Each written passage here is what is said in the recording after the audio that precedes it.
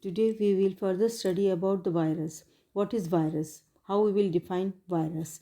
Virus were distinguished from other infectious agents because they are so small, filterable that they cannot be seen in light microscope, and because they are obligate intracellular parasite. That is, they absolutely require living host in order to multiply. Since both of these properties are shared by certain small bacteria such as Rickettsia and Chlamydia, they could not be considered as a distinctive properties of virus. It is clear that viruses are a unique class of infectious agent. We can define virus as entities that contain only a single type of nucleic acid, either DNA or RNA, contain protein, sometimes itself enclosed by an envelope of lipid and protein that surrounds the nucleic acid. They are capable of independent metabolism. Multiply is only living in the living cell by using the biosynthetic machinery of the cell. It causes the synthesis of specialized particles known as the virions that transfer the viral nucleic acid to the other cell. The difference between the virus and the cellular organism. Viruses are constructed along line different from all other forms of life and differ from cellular organism in the following properties. Unlike the organism making up the five taxonomic kingdom, the viruses are acellular, that is, they do not consist of cell. Unlike the cellular organism, they lack metabolic machinery to acquire nutrient, to generate energy, or to synthesize protein. They are incapable of fermentation, cellular respiration, or photosynthesis. The possession of only one kind of nucleic acid, either RNA or DNA, distinguishes from viruses from other organisms which have both the nucleic acid. The cell always arises directly from the pre-existing cells, whereas the whole virus never arises directly from the pre-existing viruses. The cell is produced from an integrated sum of all its constituent parts. To multiply, viruses must take over the metabolic machinery of the host cell. Cells multiply by the orderly growth of the plant of the cell part, followed by cell division. Viruses reproduces by replication, a process in which many copies or replicas are made of each viral component and are then assembled to produce progeny virus. The nature of virus.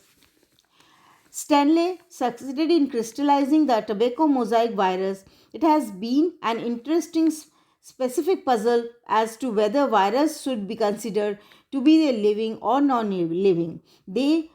The nature of viruses is still unsolved problem. They appear to exhibit phenomena associated with both states. Are viruses living or non-living? Following feature shows that viruses are non-living. They are non-cellular particles that lack all the characteristics of the cell, but rather form a complex molecules of high specific gravity. They have no associated metabolism necessary for acquiring generating energy and synthesizing protein. They are incapable of any independent metabolism and therefore incapable of performing life function outside the living host. They require a living host cell to perform nearly every biological function necessary for their survival. Unlike the cellular organism, viruses cannot reproduce by fission. They depend on the cell they infect there for their multiplication. Multiplication process, replication of viruses is entirely different from reproducing of living organism. Some viruses can be crystallized. Crystals are chemically inserted and can apparently be kept indefinitely in a dry state without losing their infectivity. They do not respire. They are characterized by high specific gravity. Are viruses living? Following feature shows the viruses are the living. They are the particular and strictly obligate intracellular parasites, that is, they depend upon the specific host for their reproduction and development.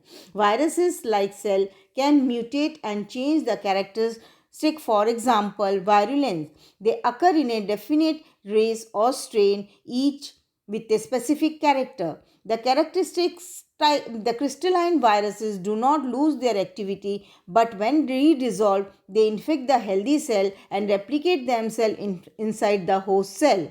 They respond to heat, chemical, and radiations. They are transmitted from the disease host to the healthy one. They shows irritability, a character of only living organism.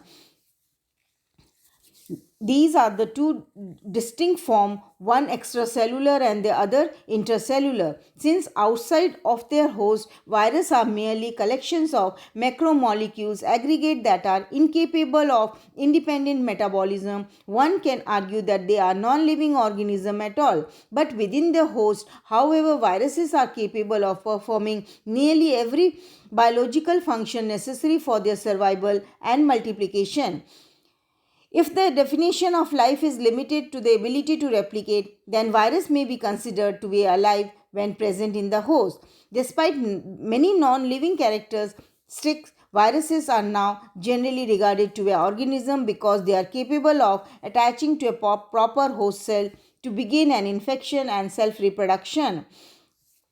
Therefore, virus is totally dependent on organism and they are functionally active or inactive inside the living or non-living.